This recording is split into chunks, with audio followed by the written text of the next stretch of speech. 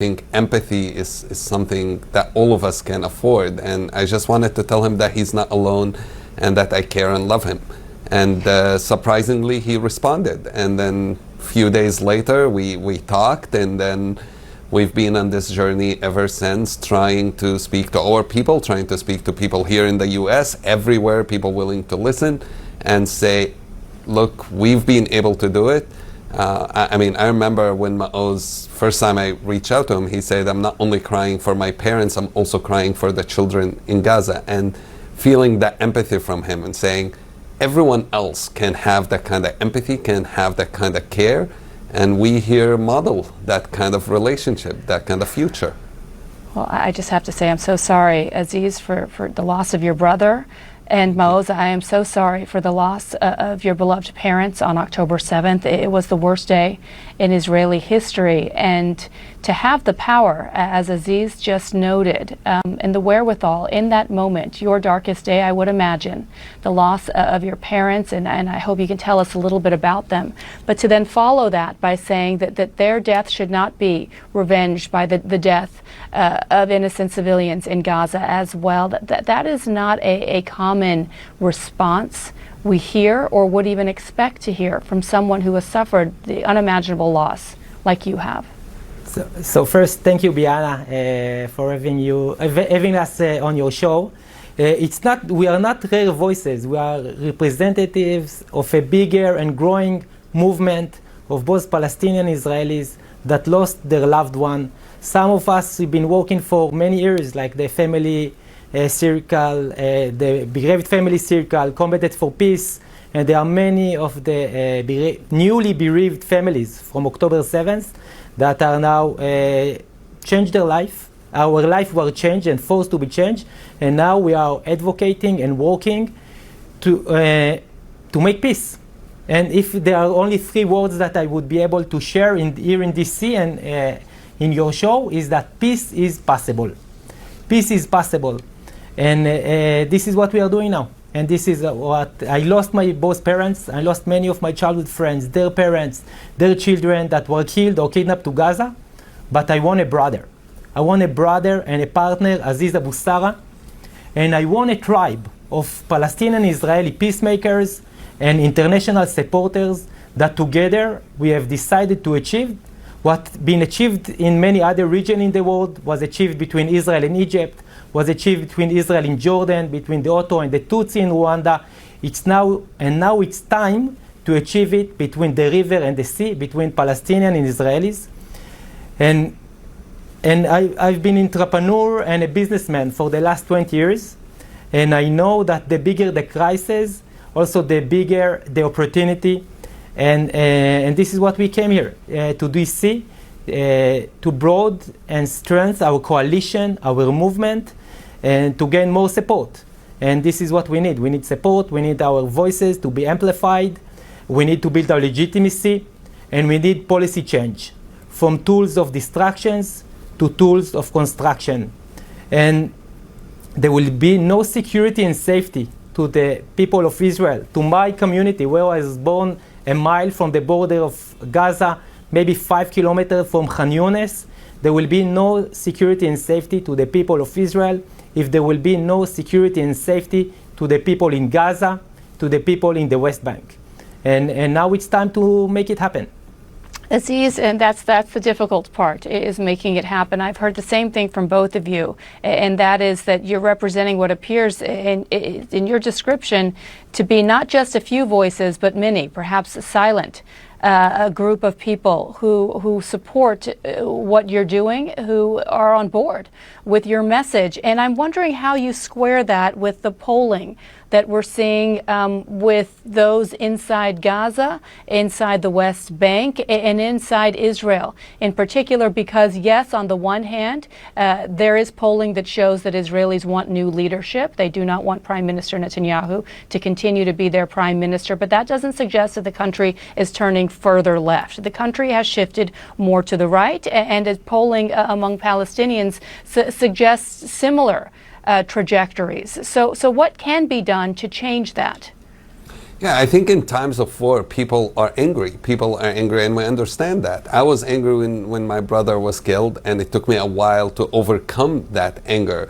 But we shouldn't look at the polls that say people are angry and assume that they don't want a peace agreement. They don't want an end to this conflict. I think it's exactly the opposite, and we've seen it through history. That anger can be used to fuel a solution rather than to lead to more destruction. But what's needed to do that is a vision. As long as we don't have a vision, as long as we don't have an alternative to the language of bombs, to the language of revenge, to the language of there is nobody to talk to, people assume that the only solution is actually to hate and to kill and to revenge from the other side.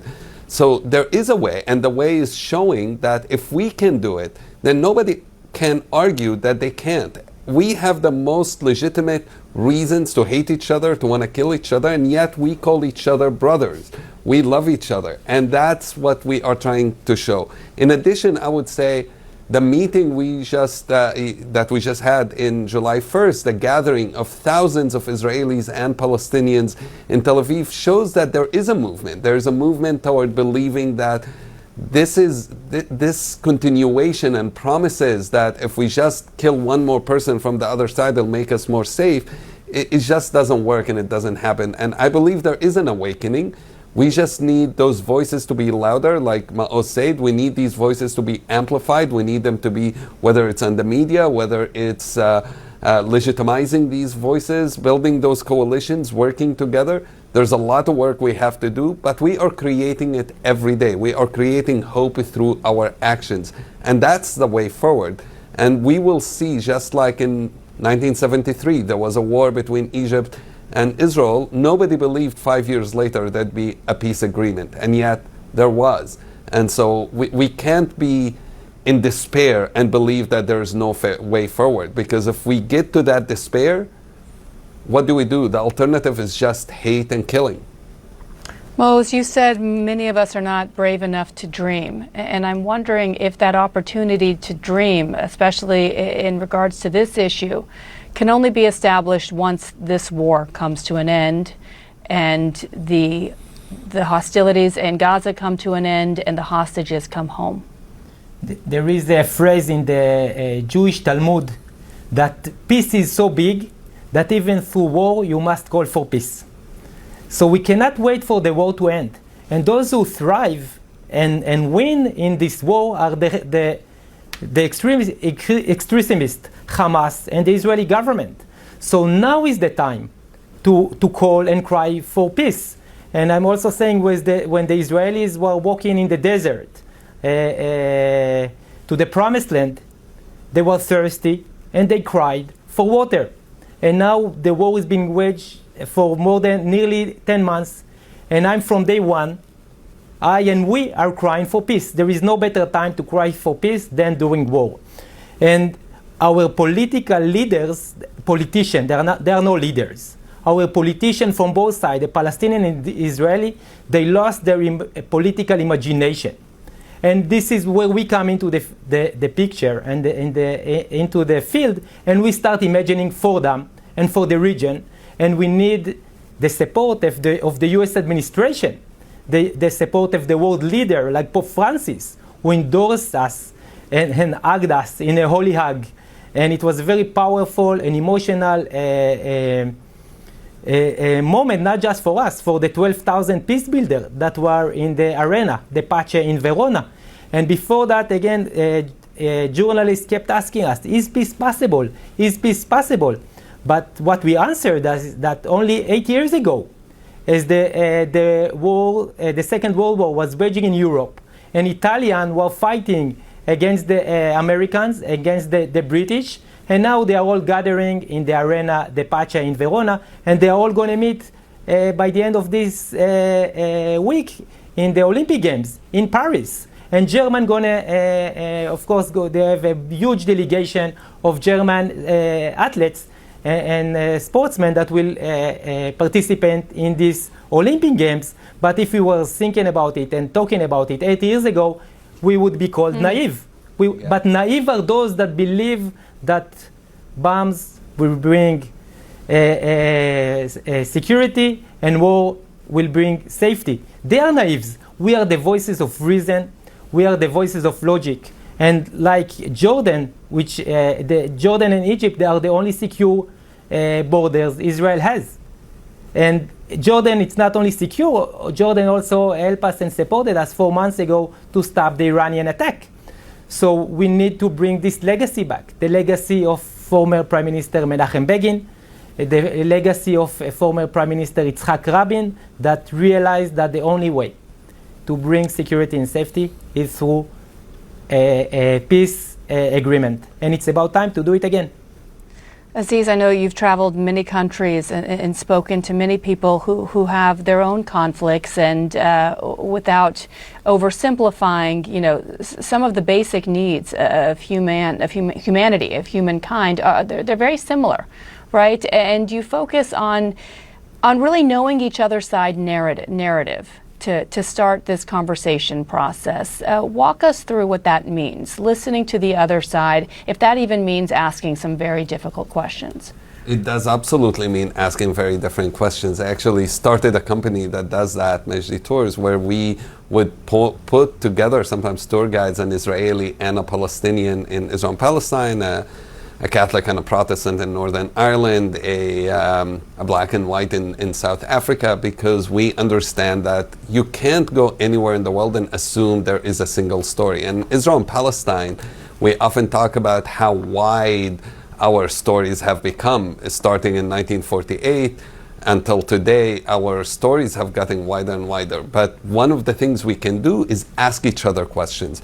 And sometimes those questions can be painful. I've seen my dad get in a peace conference and ask people, which I shouldn't have invited him because it was a very hard question he asked. He's like, did the Holocaust happen? But here's the thing, if you don't ask those questions, you will never be able to have a real answer. And my dad was able, after, to go to the Holocaust Memorial and learn about the Holocaust and learn about the Jewish story, and vice versa. Israelis who came and asked, what happened really in 1948? What is the story of the Nakba? What's the Palestinian narrative? If we don't ask those hard questions, there is no dialogue, there is no understanding. And we see it today with what's going on even in Gaza, what's going on in Israel. So little, I meet so many Israelis who have no idea what is happening in Gaza, have not heard about the devastation, have not heard about the loss of life, the thousands of kids who've been killed.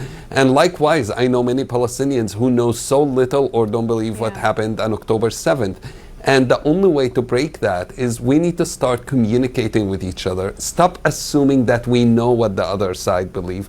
Talk to them directly, ask those questions. It's amazing when you describe it that way, because there's no reason, it's inexcusable for Americans to not know what's happening, let's say, in Sudan or Gaza or Ukraine. But the fact that so many Israelis and Palestinians alike don't know what's happening literally next door to each other, just miles away, is really problematic. And it's something that's so important that you're addressing, that, as you said, Maoz, I can't say it better, you lost 2 parents, but you gained a brother. How beautiful this relationship that you formed between the two of you is, and it comes at a time where the world needs to see more coming together and more unity like you're displaying right now. Thank you.